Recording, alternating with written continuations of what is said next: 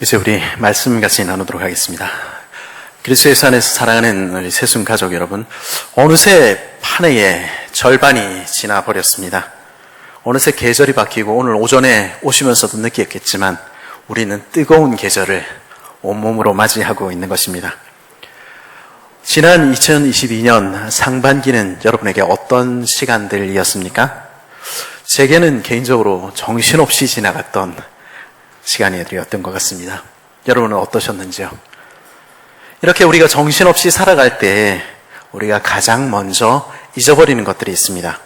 그것은 우리가 누구인지, 그리고 우리가 어디로 향해 가는 사람들인지 하는 것과, 그리고 날마다 우리를 인자하심으로 인도하시는 그 하나님에 대한 감사, 그리고 내게 주신 내 형제 자매들을 돌아보고 그들을 사랑하는 그 사랑 같은 것들이 우리에게 잊혀지곤 하는 것입니다.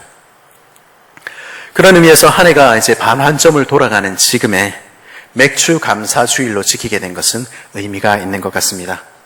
비록 우리 중에는 보리를 수확해서 그 추수 열매를 들고 주께 나오는 사람은 많지 않지만은 지난 반년을 돌아보며 우리 주님께 감사하는 일은, 그리고 첫 열매를 바라보며 더 큰 것들로 채우실 우리 주님을 기대하는 것은 여전히 우리에게 소중한 일이기 때문입니다. 왜냐하면 이 절기를 통해서 우리 주님께서는 어쩌면 지친 우리를 다시 일깨우셔서 다시 우리의 경주를 힘있게 계속해 나가도록 하시기 때문입니다. 다들 우리 옆에 있는 형제 자매들을 쳐다보면서 이렇게 격려하면 어떨까 싶습니다. 지난 반년 열심히 달려오셨습니다. 수고하셨습니다. 힘냅시다. 좋습니다. 이런 게 아마 교회 아니겠습니까? 교회라는 말을 들을 때 여러분들은 어떤 그림이 머릿속에 떠오르시는지 모르겠습니다. 예전에 제가 청년부 수련회에서 교회에 관한 그림을 그려보라 이렇게 얘기를 했더니 강단에서 설교하는 목사님을 그린 사람도 몇 명 있고 찬양하는 모습을 그린 사람도 몇 명 있었습니다만은 대부분은 십자가 그리고 건물 이렇게 그린 것 볼 수 있었습니다. 교회가 아무리 건물이 아니라 우리 하나님의 백성들의 모임이다 이렇게 이야기를 해도 우리 굳어진 관념들은 잘 사라지지 않는 것이죠. 그러니까 어쩌면 반대로 이 건물 이야기로 우리 교회 이야기를 시작할 수도 있겠다는 생각하게 되었습니다. 왜냐하면 건축가들은 알지만은 이 건물에도 거기 사는 사람들이 누구인지, 그리고 그 사람들이 생각하고 추구하는 교회가, 그들이 꿈꾸는 교회가 어떤 교회인지 드러나 있기 때문입니다. 우리가 혹시 유럽을 가보면, 혹 유럽을 가지 않더라도 TV를 통해서 살펴보면 도시마다 그 가운데에는 커다란 교회들이 있는 것 볼 수 있습니다. 그 중에서 특히 유서 깊은 도시들에 가게 되면 대성당, 영어로는 cathedral이라 불리는 그런 건물들이 한 채씩 있게 됩니다. 1248년에 착공되어서 632년 만인 1880년에 완공된 쾰른 대성당, 그리고 1163년에 착공되어서 182년 만에 완공된 얼마 전에 불타버린 파리의 노트르담 대성당, 그리고 1352년에 착공되어 169년 만에 완공된 안트베르펜, 영어로는 앤트워프 대성당 같은 것들이 그런 교회들입니다. 이게 앤트워프 맨 마지막에 말씀드린 안트베르펜 대성당인데요. 이렇게 보시면 얼마나 큰가 잘 모르실 수도 있는데, 아파트 30층짜리 아파트 높이입니다. 더 높은 거는 40층짜리도 있고요. 그렇습니다. 어마어마하지 않습니까? 사람들이 얼마나 열과 성을 다해서 이 교회를 지었을지 우리는 상상이 가는 것입니다. 제가 학교 다닐 때 조사를 해보니까 그야말로 수십 년치, 수백 년치 시의 예산에 해당하는 돈을 아낌없이 부어 만든 하나의 작품들입니다. 그러면 이 위대한 건축물들이 보여주는 우리는 누구일까요? 하늘을 향해 우뚝 솟은 이 건물들이 꿈꾸었던 교회의 모습은 어떤 것들이었을까요? 혹시 어린 시절에 위다라는 작가가 쓴 플란더스의 개라는 동화책 읽어보신 적이 있으십니까? 그 동화책 안 읽어봤더라도 혹시 만화는 보셨을 수도 있을 것 같아요. 그렇죠? 안 보셨습니까? 아니면 이승환이 랄랄라 랄랄라 뭐 이런 노래도 불렀는데, 그죠? 이 플란더스의 개라는 작품이 제가 조금 전에 보여드린 안트페르펜 대성당을 배경으로 해서 쓰여진 작품입니다. 할아버지와 함께 우유 배달하며 살던 미래의 화가지 명생 소년 네로에게 갑작스러운 불행들이 닥칩니다. 할아버지는 돌아가시고 있던 집에서 먼저 쫓겨나게 됩니다. 이제 아무것도 남지 않은 소년 네로는 그날 밤에 안트페르펜 대성당으로 향합니다. 그 성당에 걸려있는 루벤스의 그림을 보고 싶어서입니다. 돈이 없어서 거기 한 번도 들어가서 그 그림 보지 못했습니다. 그래서 그 성당에, 불 꺼진 그 성당에 들어가서 거기 걸린 위대한 화가 루벤스의 걸작 앞에서 그 제단 아래에서 네로는 굶주림과 추위와 힘듦 속에서 개와 함께 얼어 죽는다 하는 것이 그 이야기의 스토리였습니다. 우리는 보통 여기까지만 기억을 하는데요. 그 뒤에 이야기가 사실은 조금 더 있습니다. 그렇게 죽고 난 이후에 네로는 그 안트페르펜 교회의 이 제단 아래 묻히게 됩니다. 루벤스의 그림이 있는 저 제단 아래, 요 떡상 아래 묻히게 되는 것이죠. 근데 이 교회의 제단 아래 납골당이 있는데요. 여기는요, 사실은 왕들, 그리고 성인들, 그리고 가장 유력한 사람들이 묻히는 안식처였습니다. 그곳은 하나님의 품의 상징이었던 것이죠. 그런데 작가 위다는 그 네로가 그 왕들과 그 성인들과 그 가장 유력한 사람들과 함께 그 하나님의 품에 안겨 있더라 하는 이야기로 그 이야기를 마치고 있는 것입니다. 어쩌면 그 점이 바로 위다가 우리에게 전하고 싶었던 메시지가 아니었을까 하는 생각하게 됩니다. 위다는 묻고 있는 것이죠. 이 교회가, 이 장엄한 이 교회는 누구의 교회인가? 이 완벽해 보이는 이 교회는 무엇을 꿈꾸고 있는가 묻고 있는 것입니다. 네로가 살아있었을 때 이 위대한 교회는 네로에게는 금지된 곳이었습니다. 왜냐하면 하늘 향해 우뚝 솟은 이 위대한 교회는, 그 큰 교회는 그러나 가난한 이들, 그리고 없는 이들, 그리고 나와 다른 이들을 위한 자리는 없었기 때문입니다. 하나님이 받아주셔도 이 교회는 그를 받아줄 여력이 없었던 것이죠. 성경에도 우리 위대한 교회, 장엄한 건축물 하나가 등장합니다. 그것은 바로 헤롯 대왕이 건축하고 그의 후예들이 완공한 헤롯 성전입니다. 기원전 20년경에 건축을 시작하여 최종적으로 주후 63년에 완공된 총 83년이라는 시간의 동안 완성된 걸작품이었습니다. 그림 한번 보여주시죠. 이게 당시의 헤롯 성전을 복원한 그림입니다. 헤롯은 다윗성 위쪽에 있던 원래 성전이 있었던 작은 언덕 시온산을 보이는 것처럼 큰 원래 크기의 2배에 달하는 인공산으로 광장으로 증축했습니다. 그래서 당시 지중해 세계에서, 아니 세상에서 가장 큰 성소로 만들었습니다. 보시듯이 지붕이 있는 회랑으로 바깥쪽을 삥 둘렀고요. 원래 산 성전이 있던 시온이 있던 자리에는 저기 보시는 대로 돌과 돌 사이를 황금으로 채운, 황금으로 빛나는 성전을 지었던 것입니다.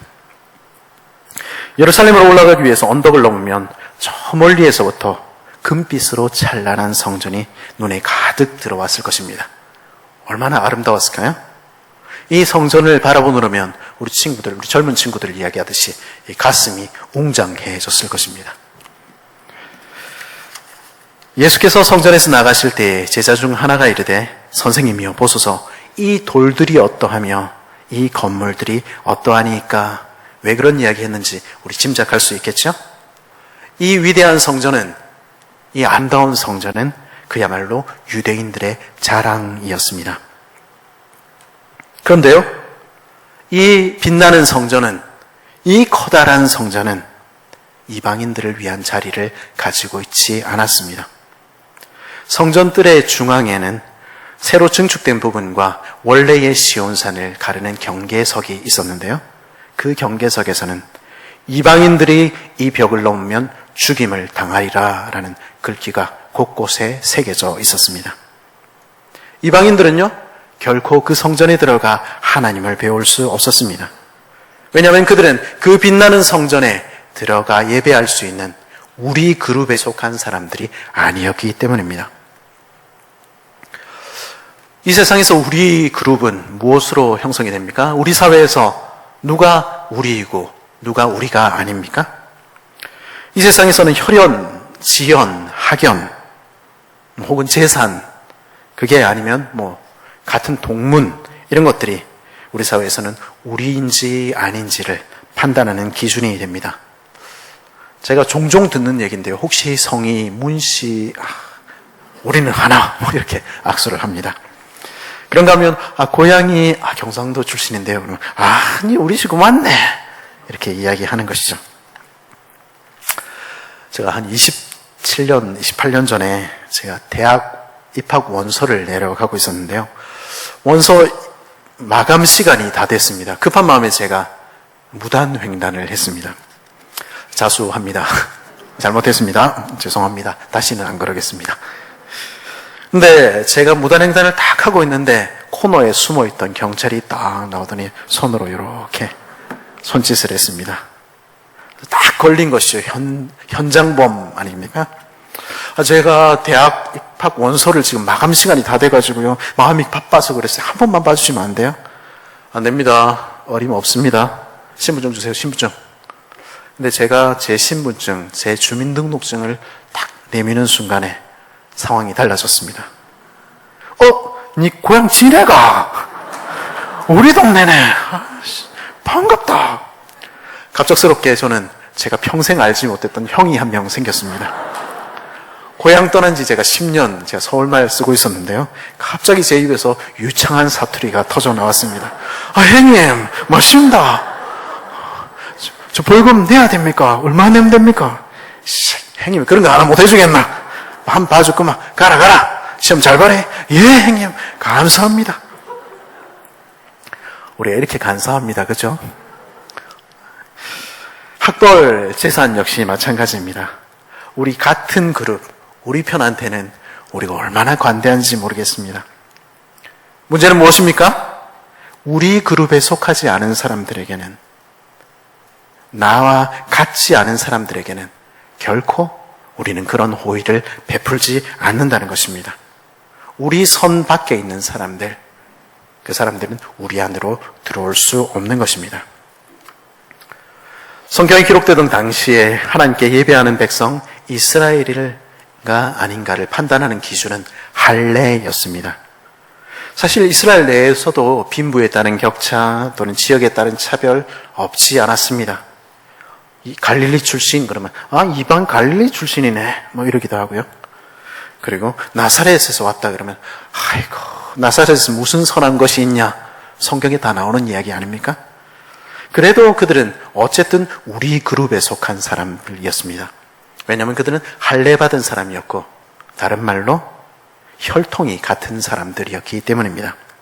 나는 누구누구의 자손이며 나는 아브라함을 따라 할례 받은 백성입니다.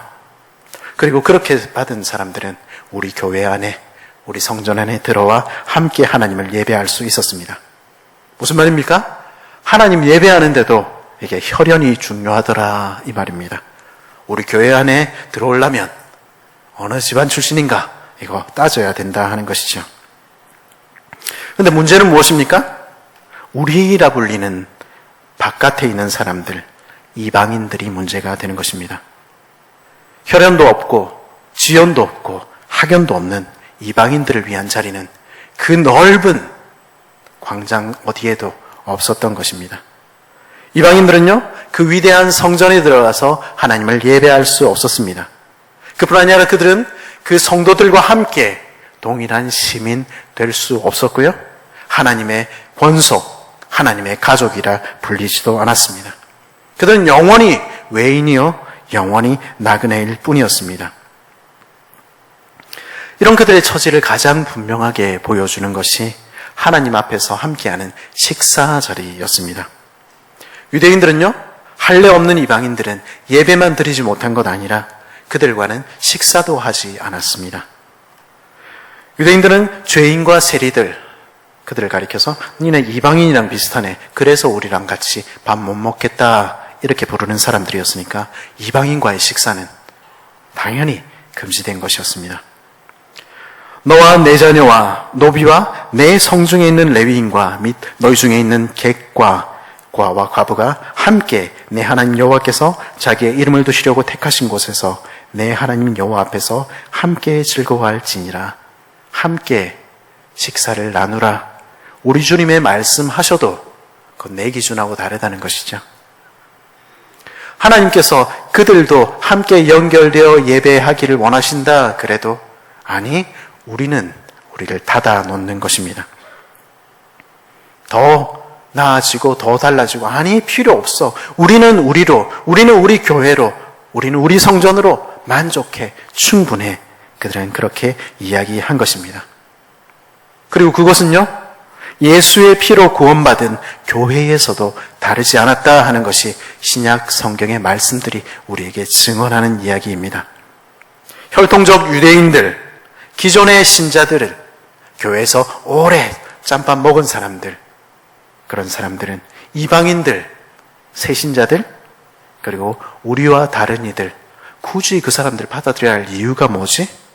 그들과 함께 식탁을 나누며 함께 성찬을 나누어야 할 이유가 뭐지? 그거 거부했던 것입니다. 오늘날 우리의 교회는, 우리들의 교회는 그것과 얼마나 다를까요? 오늘의 우리는 우리와 다른 이들, 이방인과 나그네, 고아와 과부를 위한 자리들 우리 가운데 남겨두고 있습니까?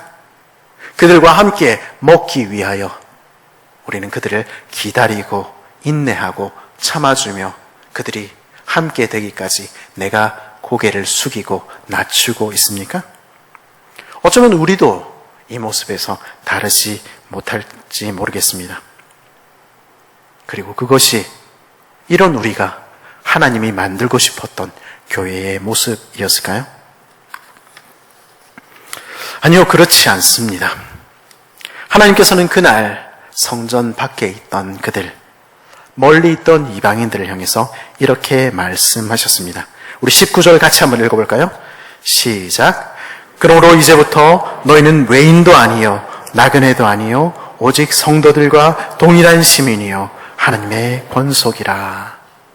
하나님께서는 우리는 안 돼, 너희는 못 들어와, 이 성전 밖에서 너희 자리는 없어 라고 이야기하여 그 밖에 서 있는 이방인들을 향해서, 나그네들을 향해서, 새신자들을 향해서, 외인들을 향해서 우리 주님은 그렇게 말씀하신 것입니다. 너도 내 식구야. 너 내 식구야. 너도 내 피로 산 내 가족이야. 우리 주님 그렇게 말씀하신 것입니다. 주님은 오늘도 그렇게 말씀하십니다. 우리 한 사람 한 사람을 향해서 내가 이 새순교회의 식구가 아닌 것 아닐까? 여기 내 자리는 없는 것 아닐까? 그렇게 말하는 우리들을 향해서 말씀하시는 것입니다. 너도 내 식구야. 너 내 가족이야. 우리 중 누구도 자신의 힘으로, 자신의 능력으로, 자신의 출신으로 구원받은 사람 없지 않습니까? 우리 한 명 한 명은 모두가 우리의 어떠함과 관계없이 태초부터 우리를 사랑하신 그 하나님의 사랑 때문에 구원받은 백성들 아닙니까? 유대인이나 헬라인이나 4대째 5대째 예수 믿는 집안, 목사의 아들, 장로의 딸만이 아니라 새가족, 아직 성경을 알지 못하는 그런 이들이라도 관계없이, 예외 없이 우리 모두는 그리스도의 피 흘리심으로 함께 가족된 사람들 아닙니까? 하나님께서는 가족 없는 우리를 하나님 나라 시민 삼아 주셨으며 우리를 하나님의 가족 삼아 주신 것입니다. 우리는요, 한 사람도 예외 없이 은혜로 선물로 구원받은 것이며 그러기에 우리가 살아가는 매일의 삶은 선물로 받은 인생, 덤으로 사는 삶입니다. 그런데도 우리는 자꾸 그런 적 없는 것처럼 이야기하는 것이죠. 내가 어디 출신이고 니는 성별이 어떻고 내 성격이 어떻고 내 학벌이 어떻고 내 취미가 어떻고 내 나이가 어떻고 내 재산이 어떻고 아이고, 이 땅의 교회라 불리는 우리는 끊임없이 그렇게 말하며 자꾸 자신을 드러내며 자꾸 벽을 만들고 있는 것입니다. 여기 네 자리 나 없어. 아니면 네가 나처럼 되든지 그렇게 주장하고 있는 것입니다. 그런 우리를 향해서 하나님께서는 뭐라고 말씀하시죠? 20절 말씀 우리 같이 읽어보겠습니다. 시작. 너희는 사도들과 선지자의 터 위에 세우심을 입은 자라. 그리스도 예수께서 친히 모퉁이 돌이 되셨느니라. 아멘. 주님은 뭐라 말씀하십니까? 네 기초가 어디 있니? 물으시는 것입니다. 네 기준이 뭐니? 물으시는 것입니다. 사도들과 선지자들, 성경이 그 기초가 네게 뭐라고 말하디? 사도들과 선지자들이 네가 날마다 읽는 성경이 너한테 그렇게 가르치디? 우리 주님 물으시는 것입니다. 우리 주님만이 모퉁이 돌 되시며 우리의 기준이 되십니다. 그리고 우리 주님께서는 사도들과 선지자의 글들, 말씀의 기초를 한번 봐라고 이야기하시는 것입니다. 교회 짬밥 먹은 우리가, 교회에서 직분 가진 우리가 기준이 아닌 것입니다.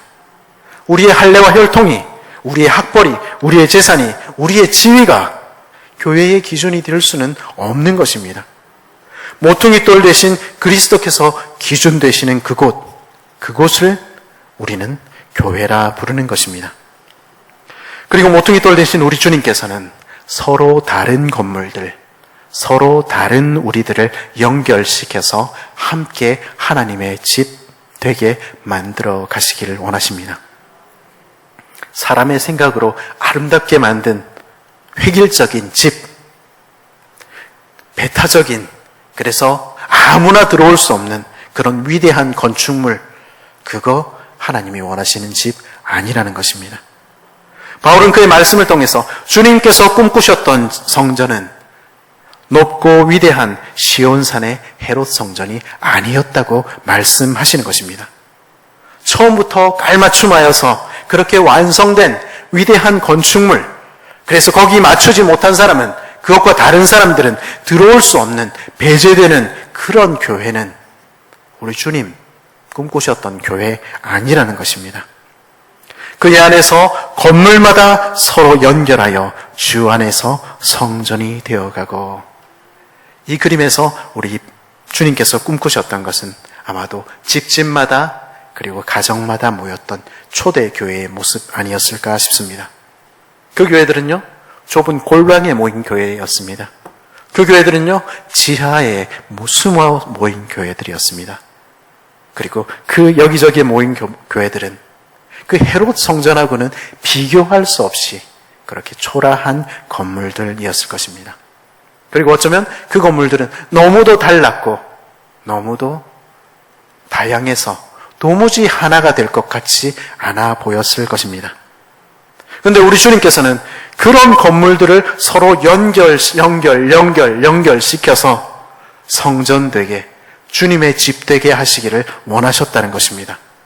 이곳 본당뿐 아니라, 우리 SFC 친구들이 모이는 본당뿐 아니라 아이들이 뛰어다니는 교육관, 어르신들이 모이는 골방, 권사님들, 집사님들이 하하, 호호 웃으며 혹은 울며 김치 담그는 부엌, 그리고 청년들이 떠드는 지하실과 갈 곳이 없어서 우리 어색해하며 서성거리고 있는 남자 성도님들 가득한 로비며 순으로 모인 가정들, 그리고 커피숍들, 그것들 하나 다 연결하셔서 교회 만드시기를 원하셨다는 것입니다. 우리 주님의 마음에 있던 교회는 우리 주님이 꿈꾸셨던 교회는 바로 그런 교회였다는 것입니다. 그리고 그렇게 서로 다른, 그렇게 다른 건물들만큼이나 그렇게 서로 다른 너와 나를 연결시켜서, 우리를 연결시켜서 하나님의 거하실 처소되게 지어가고 계시다는 것입니다. 그래야 서로 다른 이 건물 저 건물들이 연결된 우리는, 저마다 각각 다른 우리들로 연결된 우리는 어느 날 주 안에서 빛나는 성전으로 세상에 비교할 수 없는 거룩한 우주적 교회, 거룩한 종교회가 되어 있을 것이라는 것입니다. 그곳에서는요, 서로 다른 너와 내가 함께 모여 한 상에 둘러앉아 떡과 잔을 나눌 것입니다.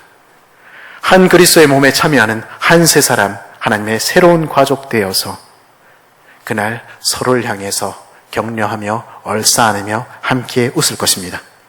그리고 그렇게 주님의 가족들이 모인 그 자리에 우리 하늘 아버지께서는 흐뭇하게 웃으시면서 나 요 있을란다, 나 여 살란다, 이가 내 집이다, 우리 주님 그렇게 말씀하실 것이라는 것입니다. 그게 우리 주님이 꿈꾸시던 교회, 우리 주님이 간절히 원하시던 성전의 모습이라는 것입니다. 그리고 그 교회를 주님 지어가고 계시며 우리를 그렇게 만드실 것이라는 것이 성경이 우리에게 들려주는 진리입니다. 문제는요, 그게 가능해 보일까 하는 것입니다. 연약한 우리들이, 작고 보잘것없는 우리들이 하나님의 거하실 처소, 하나님의 집 될 수 있겠습니까? 서로 너무 다른 저와 여러분이 정말로 서로를 배척하지 않고 배제하지 않고 서로 겸손히 섬겨주며 서로 낮아지며 그래서 한 몸 이루어서 하나님의 가족 될 수 있겠습니까? 우리로서는 좀 불가능한 일입니다. 사람으로서는 불가능한 일입니다. 그래서 우리는 맨날 싸우고 지지고 볶고 우리 교회는 분란이 잦을 날이 없지 않습니까? 그러기에 우리는 뭐라고 고백합니까? 우리는 아침에 뭐라고 고백했습니까? 나는 성령 하나님을 믿습니다. 그렇게 고백하지 않았습니까? 교회가 교회되어 가는 것은 우리를 빚어 거룩한 하나님의 성전이 되게 하실 성령 하나님, 참으로 성도가 서로 우리 벽을 넘어서 서로 교제하게 되고 하나 되게 하실 하나님, 그 하나님께서 일하셔야만 되는 일입니다. 그분이 일하시지 않으면, 그분이 우리를 빚어가시지 않으시면 교회는 교회될 수 없는 것입니다. 그러기에 우리는 그분께 기도하며 그분께 의탁하는 것입니다. 내 안에서 역사하셨던 성령님, 그래서 나를 바꾸셔서 그래도 사람 만드셨던 성령님, 우리 그 성령님을 기억하고 있지 않습니까? 그 성령님께서 나와 그리고 내 안에서 역사하시기를, 그리고 우리 안에서 역사하셔서 우리를 빚어가시기를 간구하고 간구해야 하는 것입니다. 그것이 우리가 교회될 수 있는 유일한 소망입니다. 내 말대로 해야지, 네가 바꿔야지, 그렇게 이야기하고 있으면, 그렇게 나와 다른 너를 배제하고 있으면 거기에 성령의 역사는 절대 일어나지 않는 것입니다. 거기에 빛과 번쩍한 건물은 남을지언정, 그곳에 그렇게 하늘 높이 솟은 교회는, 건물은 남을지언정 그거는 주의 교회도 아니고 주의 성전이 되지 않는 것입니다. 내가 그리스도께 완전히 복종하는 새 피조물이 되고 내가 그리스도께 완전히 복종하는 새 피조물이 되어 서로 연결되어 한 몸이 되어갈 때, 그리스도를 머리로 둘 때 우리는 비로소 가족이 되어갑니다. 그리고 그때야 건물과 건물이 서로 연결되어 오고 서로 다른 우리가 합하여 이 세상과는 다른, 이 세상은 알 수도 없는 하나님의 가족, 하나님의 건물이, 하나님의 성전이 되어갈 것입니다. 그리고 그런 우리 모습을 보며 세상 사람들은 저게 진짜 교회야, 저기 하나님이 계셔, 그렇게 속삭이게 되는 것입니다. 그리스도 예수 안에서 사랑하는 새순 가족 여러분, 오늘 우리는 이곳에서 어떤 교회, 만들어가고 있습니까? 오늘 여기 있는 우리는 누구이며 우리는 어떤 교회를 꿈꾸고 있습니까? 혹여나 우리는 내 마음에 만드는 교회 만들고 싶어서 나와 다른 이들을 자꾸 밀어내고 있지는 않습니까? 혈연과 지연이며 학연이며 재산과 나의 성원에 따라서 내 마음 맞는 사람들끼리만 함께 떡을 떼고 함께 잔을 나누고 있다고 그렇게 이야기하고 있지는 않습니까? 그래서 어느 사이엔가 우리 중에는 함께하지 못하는 이들, 홀로 서 있는 이들, 교회 밖에 앉아 있는 이들, 그런 이들은 없습니까? 우리는 모두가 그리스도의 피로 구원받은 새 사람입니다. 우리는 그리스도 때문에 가족된 사람입니다. 우리에겐 자랑할 것이 없습니다. 주님만이 우리의 머리가 되시고 말씀만이 우리의 기초가 되는 것입니다. 주님께 복종하는 우리 새순 식구들 되기를 간절히 바랍니다. 그럴 때 주님께서 우리의 가정과 가정을, 우리의 건물과 건물을 연결하여 성전 되게 하실 것입니다. 오늘도 우리 안에 역사하시는 그 성령님의 손길을 의지하며 그 손에 우리 자신을 내어 맡기는, 그리고 겸손히 엎드리는 우리들 되었으면 좋겠습니다. 그럴 때 주님께서는 내 안에 역사하시고 나를 바꾸시고 그리고 내 안에서 역사하셔서 우리를 한 몸 교회 되게 하실 것입니다. 그 주님 의지하며 함께 연결되어 가기를 사모하는 그런 복된 새순교회 성도님들 되시길 바랍니다.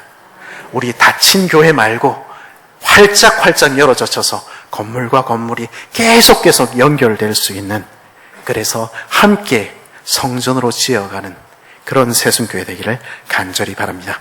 같이 한번 기도하겠습니다.